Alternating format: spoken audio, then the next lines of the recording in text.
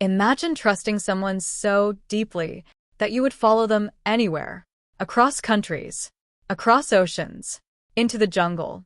And when that person tells you there is no way out, you believe them. Tonight, we uncover one of the darkest and most chilling tragedies in modern history, the story of Jim Jones and the place known as Jonestown, a place that promised hope but delivered death. Before the jungle, before the horror, there was a man who preached love. Jim Jones wasn't always seen as a monster. In fact, many believed he was a hero. In the 1950s and 60s, he built a following through his church, the People's Temple. He spoke about equality, justice, unity. At a time when racial division was strong, Jones welcomed everyone. Black, white, rich, poor, it didn't matter. He created something people were desperate for: belonging.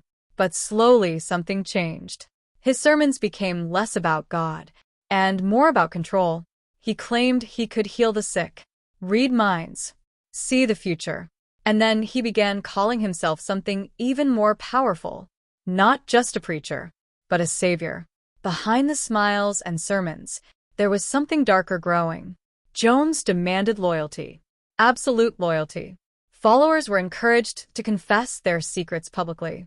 They were punished for questioning him. Families were separated, trust was broken. And then came the ultimate demand: give up everything. Money, homes, independence. Everything belonged to the temple now.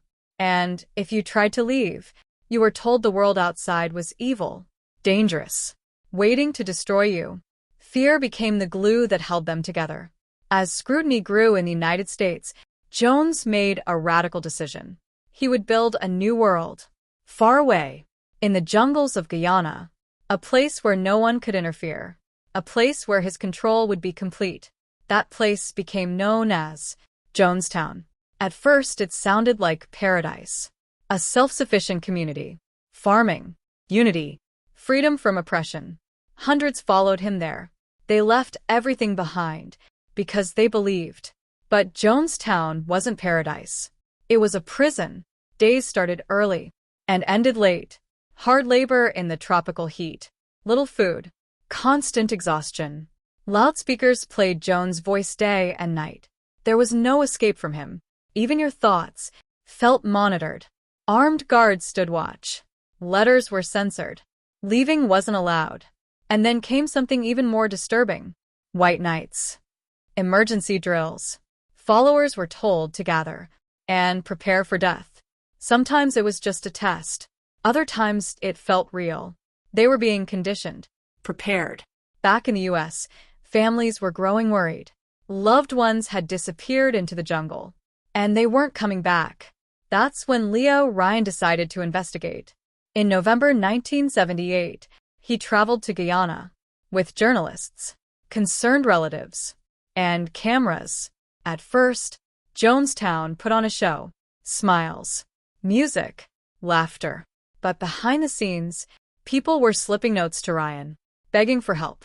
"I want to leave. Please take me with you." The truth was breaking through. Ryan agreed to take defectors with him. But as they prepared to leave, tension exploded. At a nearby airstrip, gunfire erupted. Ryan and others were killed. Back in Jonestown, Jones knew it was over.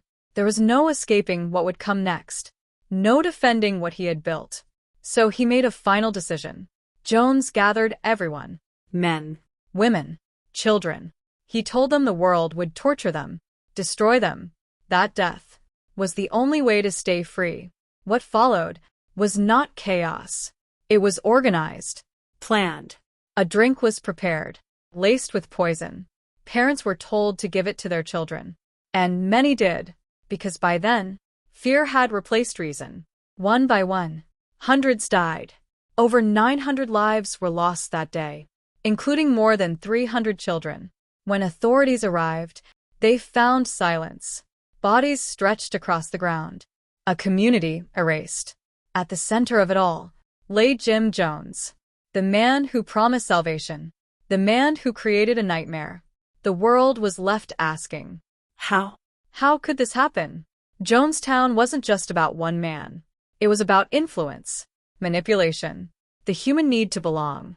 Jones didn't start as a monster, but power, control, isolation, twisted everything. And the people who followed him were not weak. They were human. That's what makes this story so terrifying. Jonestown remains one of the darkest chapters in modern history, a reminder that sometimes the most dangerous places aren't built with walls, but with trust. If you found this story disturbing, that's because it is. And stories like this remind us to question, to think, to never blindly follow. This has been Darkness Confessions, where the truth is often darker than fiction.